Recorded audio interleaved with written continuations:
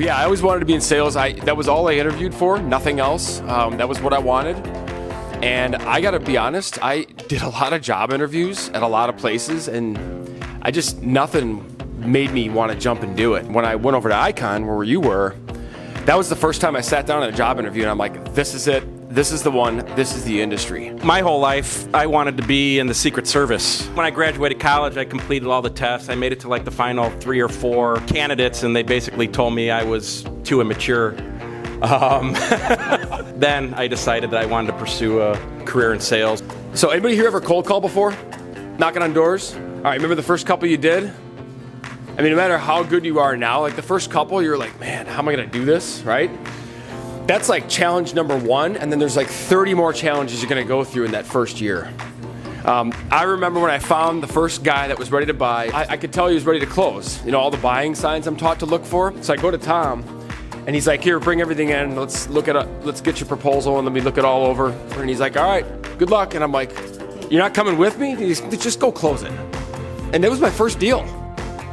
And I'm nervous as hell, but I'm glad he did that to me, except he was testing me. Let's see if this kid can go do it.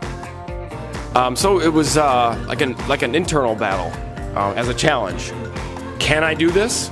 And I went out there and closed it. I was the one that hired him out of college. You know, after his first couple of weeks on the job, we used to call him 2-suit. He had 2 suits. One was black, and one was, I forgot what color. It was like a greenish olive color. And that's all he had for like, I don't know, 6 months. And he used to come in one day with the olive, the next day with the black or the blue, the next day with the olive coat and the blue pants, the next day with, he would just switch it up until they had to go to the cleaners, and that's when he decided he had to buy more suits. Yeah, that's right. Victor took me to Value City. Right. We have a lot more success hiring from school than we do with experienced people. And a lot of that has to do with, you know, when you grow a company like this and you have the success we have, I think it goes without saying that you can't be like everybody else. When you bring somebody in that's got sales experience from outside, the way we do things, they don't always want to adapt. If you're new and out of school, you don't know any different. It's not, this is how the world is, and now they're trying to make me do it that way. It's, teach me, right? There are some companies that want to hire tenured people. We don't.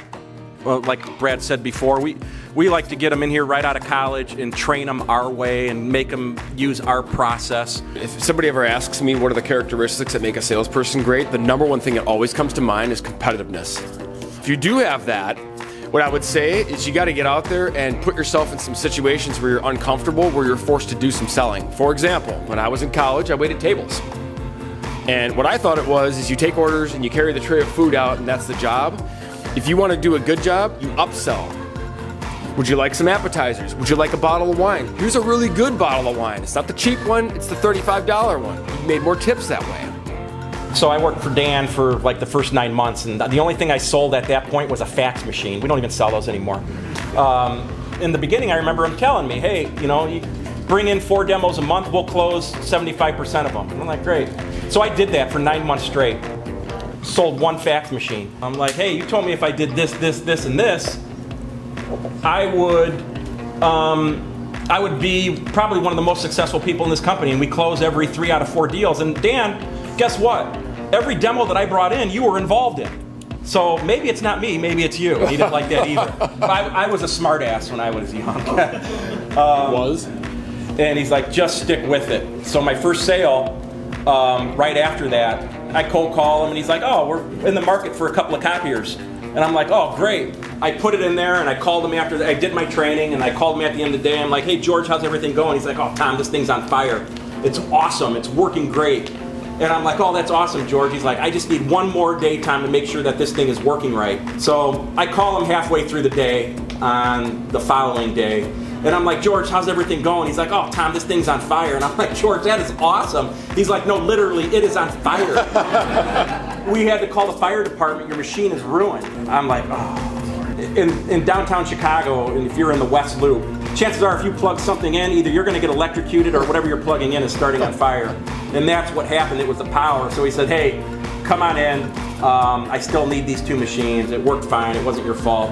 What Dan told me came to fruition. All my hard work that I put in for those first 9 months came through. And it was all because I stayed with it, you know, and I had a positive attitude, and I had that will to win. But that was my first sale. It's probably one of the most memorable ones that I could have. Yeah, I'm not doing one after that story. He asked, you know, you guys have obviously been successful, but tell me about a time that it wasn't going so well and how you overcame it. We call that hitting the wall. And it happens to some salespeople early. If you're in sales long enough, it's going to happen to you multiple times. I definitely could say it's happened to me before, where I've had bad month, bad quarter, by his standards, a bad year in some cases. You got to get back to the basics and rebuild the pipeline. That's the only way to fix it. There's no magic bullet. There's no other way. You can't pay someone to find you leads. You got to go out, grind, get back to the basics, get on the phone, set up meetings, and you have to commit to that. Look for opportunities to behave like a leader. I mean, part of being a leader is mindset. So it's not just winning, it's not just money. You know, it's behaving in a manner that's becoming of other people, and that other people want to follow. The best thing about my job today, and the thing that I really get the most happy about, is watching students like yourself come in as entry-level reps, work their way up from entry to associate to senior, just like Brad did, then get into major accounts. It's like that American Express commercial, it's priceless.